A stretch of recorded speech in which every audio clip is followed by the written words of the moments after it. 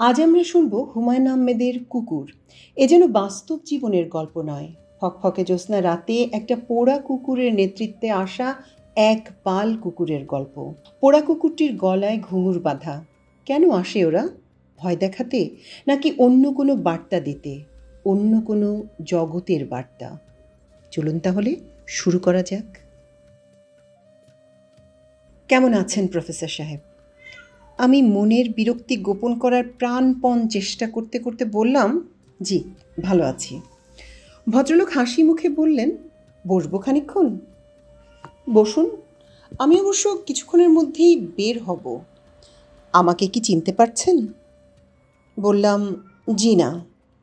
জবাবে বললেন, ওই যে মোড়ের সিগারেটের দোকানের সামনে আলাপ হলো, আপনি সিগারেট কিনছিলেন, আমি পান। আমি ভদ্রলোককে চিনতে পারলাম না। মোড়ের পানের দোকানে সামান্য আলাপের পর সারা জীবন চিনে রাখার মতো স্মৃতি আমার নয়। ভদ্রলোক হাসি মুখে বললেন, আমার নাম আলিমুজ্জামান। পোস্টাল সার্ভিসে ছিলাম, 3 বছর আগে রিটায়ার করেছি। 8 মে, মঙ্গলবার। এখন ঘরেই থাকি, একটা বাগান করেছি। বললাম, ভালো, খুবই ভালো। ভদ্রলোক সোফায় বসেছেন, কৌতূহলী চোখে চারদিক দেখছেন। বারবার আমার বইয়ের আলমিরায় তার চোখ আটকে যাচ্ছে।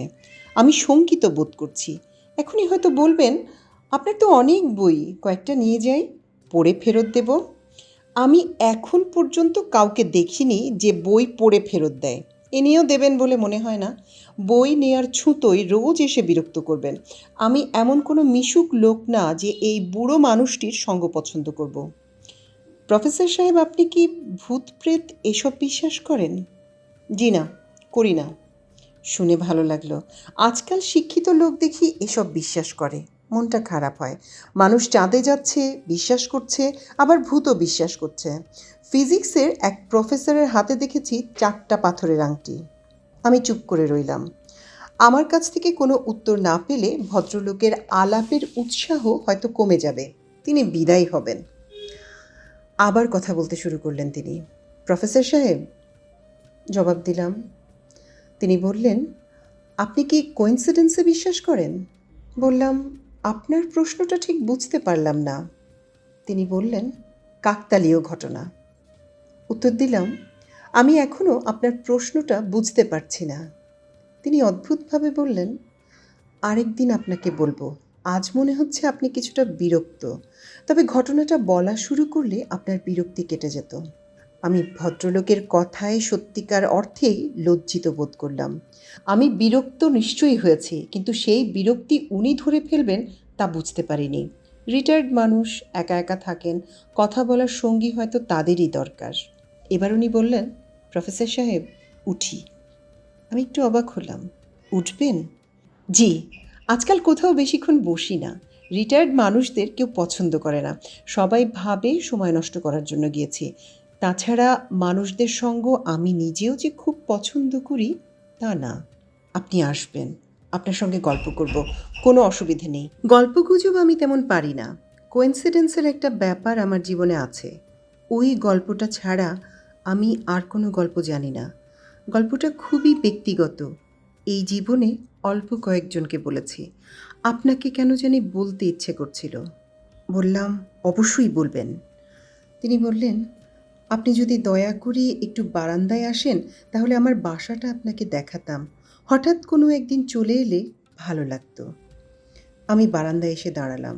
ভদ্রলোক হাত উঁচু করে দেয়াল দিয়ে ঘেরা একতলা একটা বাড়ি দেখালেন। পুরনো বাড়ি।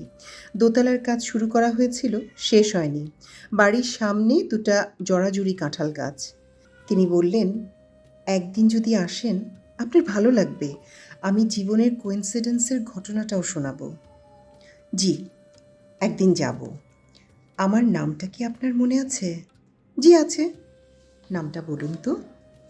আমি দ্বিতীয়বার লজ্জা পেলাম, কারণ ভদ্রলোকের নাম কিছুতেই মনে করতে পারলাম না। ভদ্রলোকের স্বভাবও এমন বিচিত্র যে আমার লজ্জা বুঝতে পেরেও জবাবের জন্য মাথা নিচু করে অপেক্ষা করতে লাগলেন। বললেন, নামটা বোধহয় আপনার মনে পড়ছে না, তাই না? জি না। মনে থাকারও কথা না। আনকমন নাম মানুষের মনে থাকে, কিন্তু আমার নাম খুবই কমন, আলিমুজ্জামান। একদিন আসবেন আমার বাসায় দয়া করে, ঘটনাটা বলবো, শুনতে আপনার খারাপ লাগবে না। জি আচ্ছা, আমি যাব, খুব শিগগিরই একদিন যাব। এক বৃহস্পতিবার বিকেলে ভদ্রলোকের বাসায় উপস্থিত হলাম, গল্প শোনার আগ্রহে নয়, লজ্জা কাটানোর জন্য।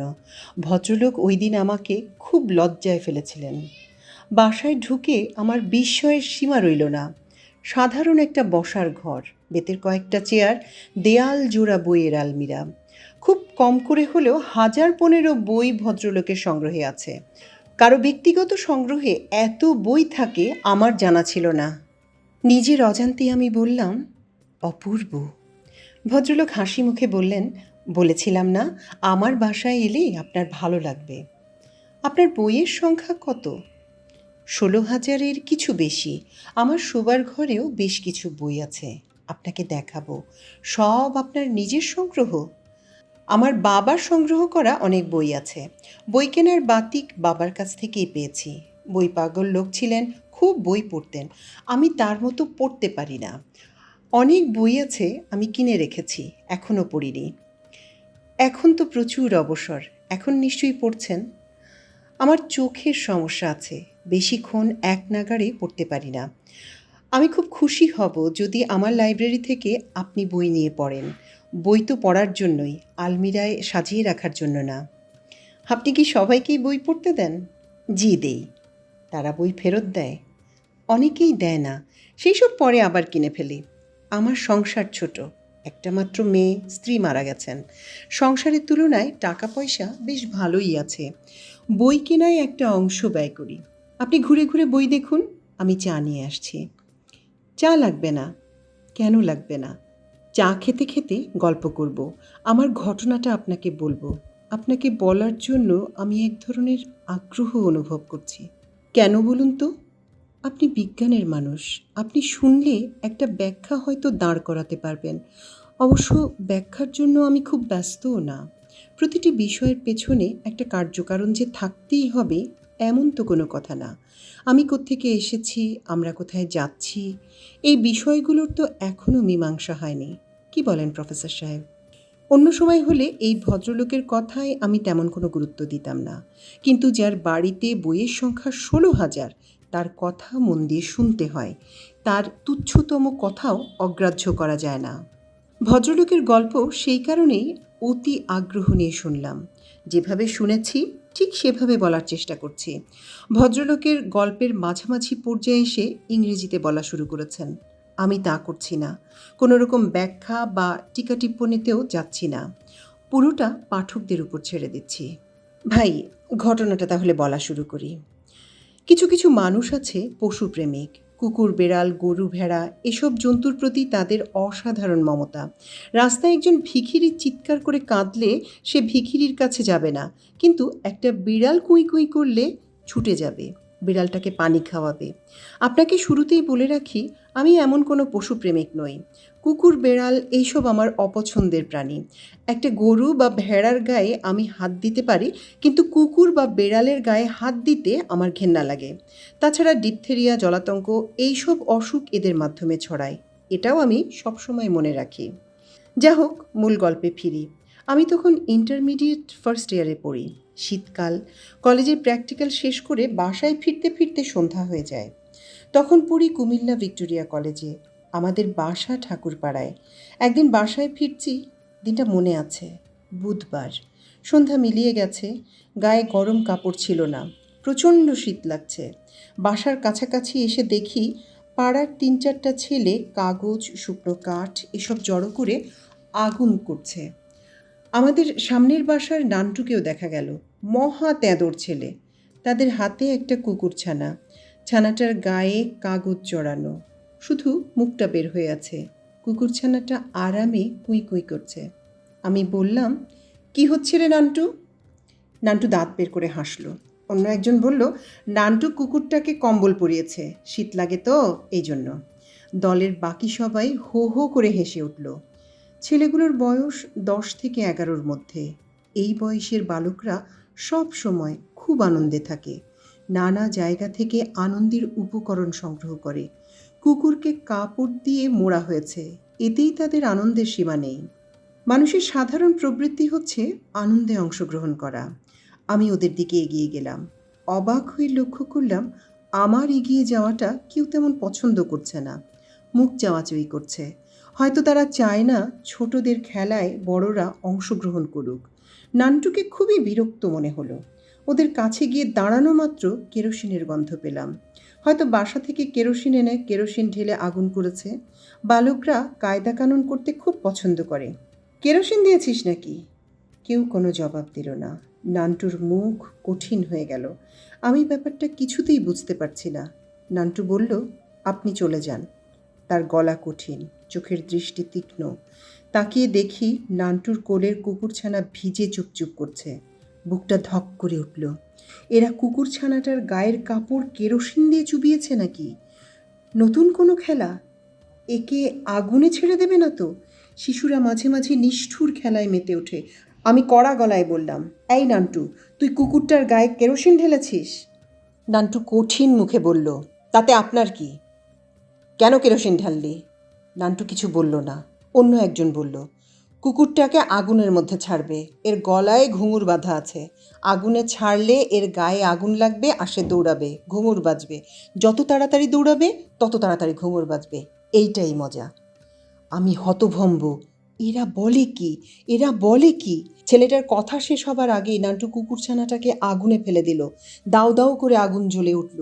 কুকুরছানাটা দৌড়ালো না, এক জায়গায় দাঁড়িয়ে রইল। হয়তোবা সে মানুষের নিষ্ঠুরতায় হতভম্ব হয়ে গেছিল। আমি আগুনের উপর লাফিয়ে পড়লাম। আমার শার্টে আগুন ধরে গেল, প্যান্টে আগুন ধরে গেল। এসব কিছুই গ্রাহ্য করলাম না। আমার একমাত্র চিন্তা, বাচ্চাটাকে আগুন থেকে বের করতে হবে। আলিমুজ্জামান সাহেব থামলেন। আমি বললাম, বের করতে পেরেছিলেন? তিনি জবাব দিলেন, বাচ্চাটা বেঁচে ছিল? না, বাঁচেনি। বাঁচার কথা না। আমার গায়ে 3rd ডিগ্রি বার্ন হয়ে গেল। কুমিল্লা মেডিকেলে কিছুদিন থাকলাম। তারপর আমাকে পাঠানো হলো ঢাকা মেডিকেল কলেজে। 2 মাসের উপর হাসপাতালে থাকতে হলো। এক পর্যায়ে ডাক্তাররা আমাকে বাঁচানোর আশাই ছেড়ে দিয়েছিলেন। সেই সময় বার্নের চিকিৎসার তেমন কোনো ব্যবস্থা ছিল না। স্কিন গ্রাফটিং হতো না, অল্পতেই শরীরে ইনফেকশন হয়ে যেত। যাই হোক, বেঁচে গেলাম। তবে সেই বছর পরীক্ষা দিতে পারলাম না।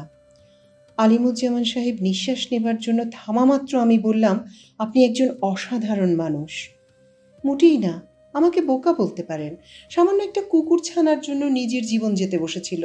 তখন সবাই আমার বোকামির কথাটা আলোচনা করত। আমার নিজেরও মাঝে মাঝে মনে হয়েছে হয়তো বোকামিই করেছি। একজন মানুষের জীবন কুকুরের জীবনের চেয়ে অবশ্যই মূল্যবান। আপনার গল্প শুনে মুগ্ধ হয়েছি। তিনি বললেন, এটা কিন্তু গল্প না, এটা গল্পের ভূমিকা। মূল গল্প এখন বলবো। ঢাকা থেকে সুস্থ হয়ে বাসায় ফিরেছি। শরীর তখনও দুর্বল। ডাক্তার বলে দিয়েছে প্রচুর রেস্ট নিতে হবে। শুয়ে বসেই দিন কাটছে। আমার ঘর দোতলায়, মাথার কাছে বিরাট জানালা। জানালা দিয়ে বাইরে তাকিয়ে শুয়ে থাকতে খুব খারাপ লাগতো না। এক রাতের কথা, হঠাৎ ঘুম ভেঙে গেছে। জানালা দিয়ে বাইরে তাকালাম। ফকফকে জ্যোৎস্না। এই জ্যোৎস্নায় অদ্ভুত একটা দৃশ্য চোখে পড়ল। রাজ্যের কুকুর এসে জড়ো হয়েছে আমার বাসার সামনে। কেউ কোনো শব্দ করছে না বা ছুটোছুটিও করছে না। সব কটা মূর্তির মতো বসে আছে। আমার গায়ে কাঁটা দিয়ে উঠল। ব্যাপারটা কি? একসঙ্গে এতগুলো কুকুর আমি এর আগে কখনো দেখিনি। এদের এই জাতীয় আচরণের কথাও কখনো শুনিনি। আমাকে দেখে এরা সবাই মুখ ফিরিয়ে আমার দিকে তাকালো। অবাক হয়ে তাকিয়ে আছি। দেখি তাদের মধ্যে এক ধরনের চাঞ্চল্য দেখা গেল। এরা একে একে চলে গেল, যেন ওদের কোনো গোপন অনুষ্ঠান ছিল, অনুষ্ঠান শেষ হয়েছে, এখন চলে যাচ্ছে। এই ব্যাপারটা মাঝে মাঝে ঘটতে লাগলো। নির্দিষ্ট কোনো সময় নয়, মাসে 1 বা 2 বার এরকম হয়। এরকম ঘটনা চাপা থাকার কথা না। সবাই জেনে গেল। অনেকে দুপুর রাতে কুকুরের দল দেখতে আসতো। খবরের কাগজেও ঘটনাটা উঠেছিল। দৈনিক আজাদে ক্যাপশন ছিল, কুকুরের কাণ্ড। আমার ছোট বোন আমাকে খুব খেপাতো। সে বলতো, কুকুরের জন্য তুমি জীবন দিতে যাচ্ছিলে, কাজেই তারা তোমাকে তাদের রাজা বানিয়েছে। তুমি হচ্ছ কুকুর রাজা। আমার বাবা পরের বছর বদলি হয়ে পাবনায় চলে গেলেন। আমিও বাবার সাথে গেলাম। সেখানেও একই কাণ্ড। 1 মাস 2 মাস পর পর হঠাৎ রাজ্যের কুকুর বাসার সামনে এসে জড়ো হয়, মূর্তির মতো চুপচাপ বসে থাকে, একসময় মাথা নিচু করে চলে যায়। যেখানে গিয়েছি এই কাণ্ড ঘটেছে। কোনো এক অদ্ভুত উপায়ে কুকুররা আমার খবর জেনে গেছে। শুধু তাই না, আমার মনে হয় কুকুররা আমাকে পাহারা দেয়। আমি যখন হাঁটি, 1-2টা কুকুর সব সময় আমার সাথে থাকে।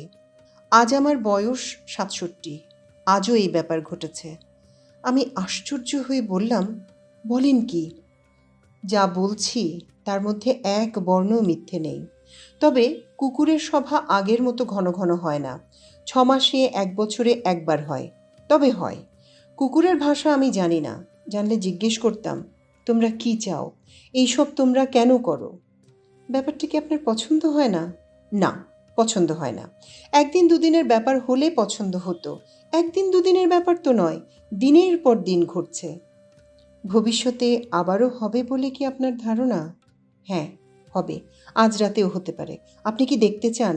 বলতে বলতে আলিমুজ্জামান সাহেবের চোখ মুখ বিকৃত হয়ে গেল, যেন তিনি প্রচণ্ড রাগ করছেন, যেন এই মুহূর্তে চেঁচিয়ে উঠবেন। আমি বললাম, আপনি মনে হয় পুরো ব্যাপারটাই খুব আপসেট। এতে আপসেট হবার তো কিছু নেই। পশুরা কৃতজ্ঞতা প্রকাশ করছে, এতে রাগ হবার কি আছে বলুন? কৃতজ্ঞতা প্রকাশের অধিকার নিশ্চয়ই পশুদেরও আছে। তিনি বললেন, এটা কৃতজ্ঞতা প্রকাশের কোনো ব্যাপার নয়, এটা একটা ভৌতিক ব্যাপার, সুপার ন্যাচারাল ব্যাপার। এর মধ্যে সুপার ন্যাচারাল অংশ কোনটি? তিনি বললেন, পুরো ব্যাপারটাই সুপার ন্যাচারাল। এই অংশটি আপনাকে বলিনি বলে আপনি বুঝতে পারছেন না। বললাম, বলুন, শুনি। যে কুকুরছানাটিকে আমি বাঁচাতে চেয়েছিলাম, সেই কুকুরছানাটি দলটার মধ্যে সব সময় থাকে। পুড়ে কয়লা হয়ে যাওয়া একটা কুকুর, গলায় ঘুঙুর বাঁধা। কুকুরছানাটা মাথা দুলায় আর ঘুঙুরের শব্দ হয়। আপনি ছাড়া অন্যরাও কি এই কুকুরছানাটা দেখেছে? না, আর কেউ দেখতে পায় না, শুধু আমি দেখতে পাই।